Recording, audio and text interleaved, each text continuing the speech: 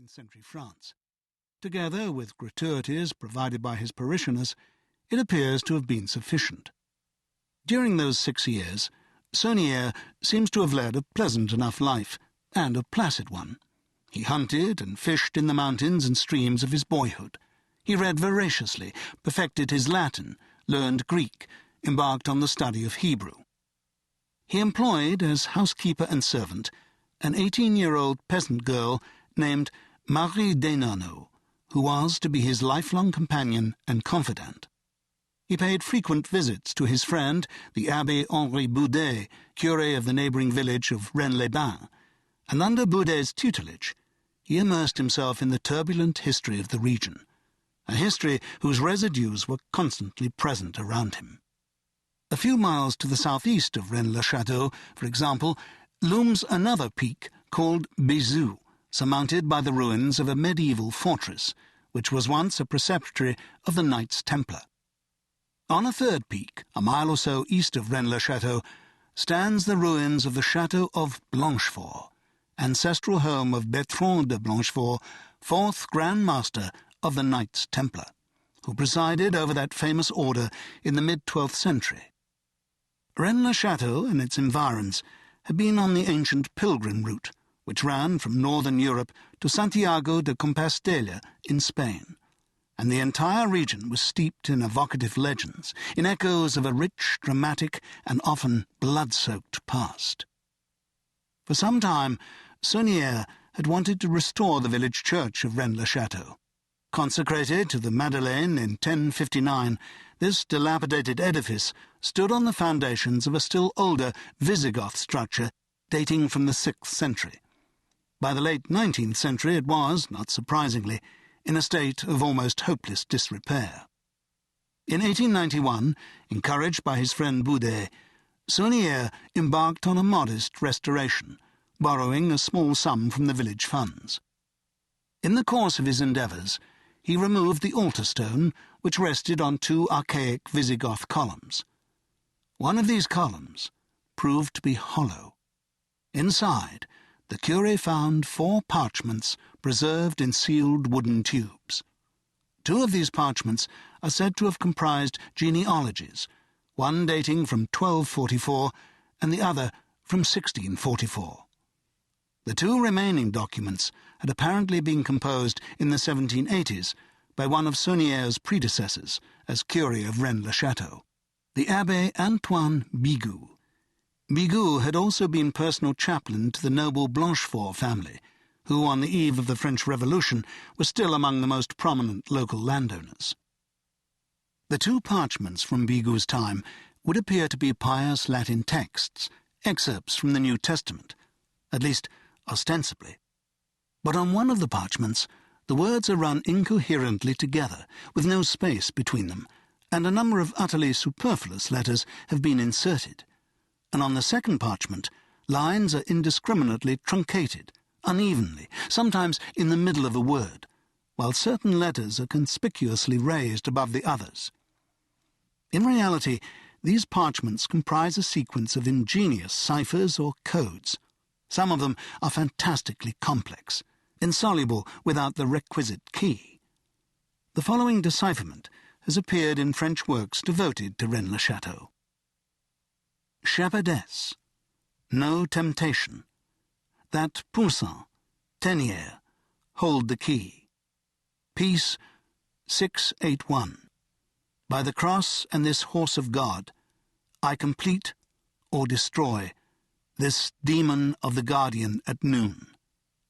Blue apples. But if some of the ciphers are daunting in their complexity, others are obvious. In the second parchment, for instance, the raised letters, taken in sequence, spell out a coherent message. To Dagobert II, king, and to Sion, belongs this treasure, and he is there, dead.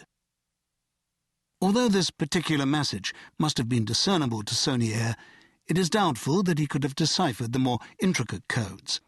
Nevertheless, he realized he had stumbled upon something of consequence, and, with the consent of the village mayor, brought his discovery to his superior, the Bishop of Carcassonne.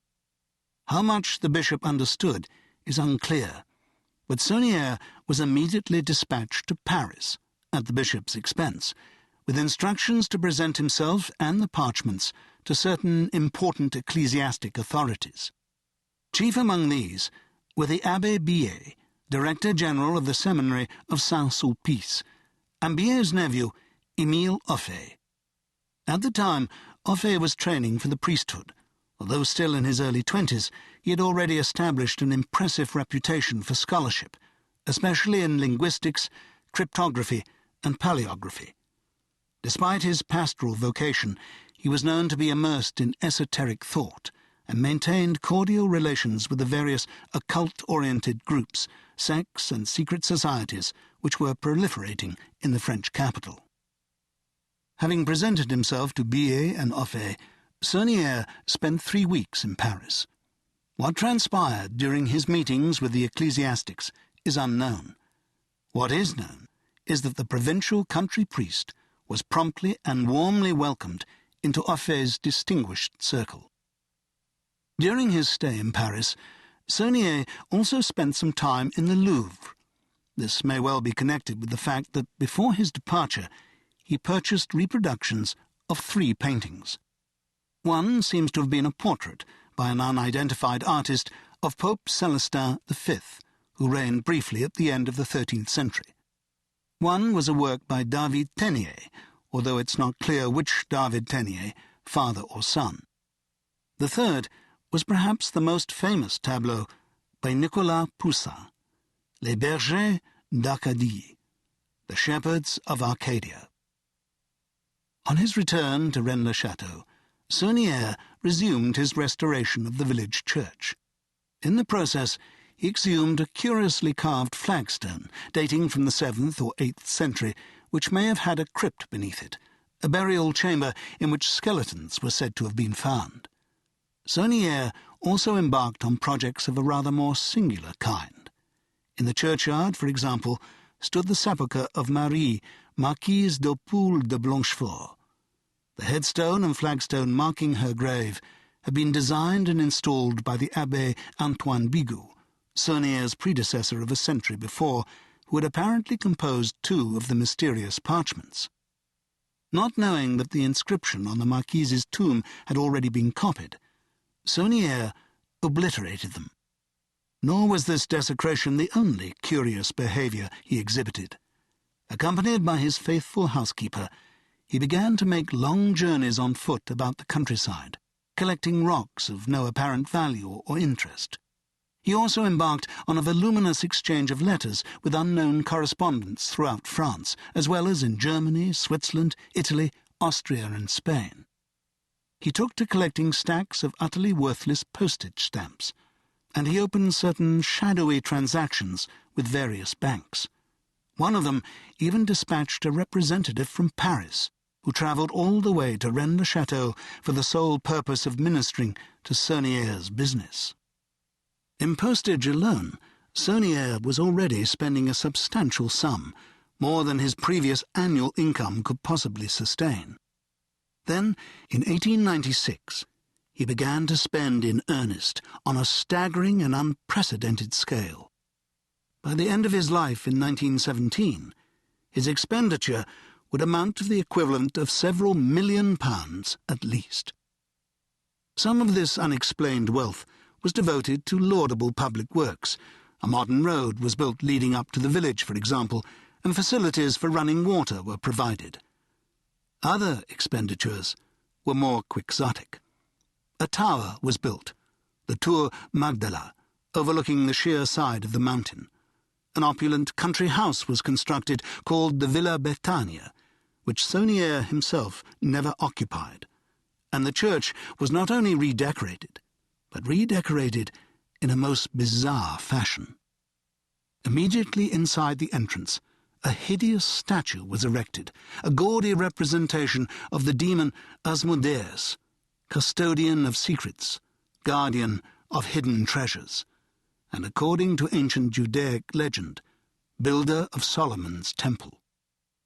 On the church walls, lurid, garishly painted plaques were installed depicting the stations of the cross, each